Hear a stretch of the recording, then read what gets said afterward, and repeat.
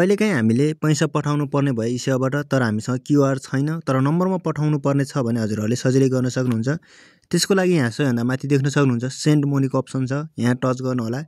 त्यसपछि कुन नम्बरमा पठाउन चाहनुहुन्छ हजुरले हैन, उहाँको चाहिँ नम्बर हजुरले यहाँ इस्यु आइडी नम्बर चाहिँ मतलब मोबाइल नम्बर चाहिँ यहाँ राख्नु होला। यहाँ राखिसकेपछि तपाईहरुले फेरि कन्टिन्यू गर्नु होला।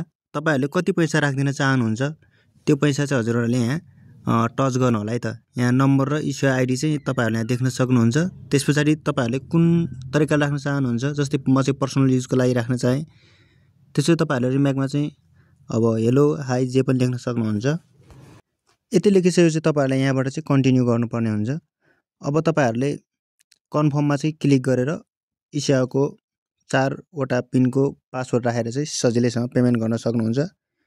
जस्तै मैले यहाँ गरिदिसकेको छु। यसरी चाहिँ हजुरहरूले सजिलै गर्न सक्नुहुन्छ। यसरी चाहिँ तपाईहरुले क्युआर छैन तर नम्बरमा पठाउनु पर्यो भने चाहिँ यसरी सजिलैसँग हजुरहरूले पैसा पठाउन सक्नुहुन्छ इस्युबाट इस्यु। भिडियो मन परेमा लाइक, शेयर, सब्स्क्राइब गर्न चाहिँ नबिर्सिनु होला। Thank you.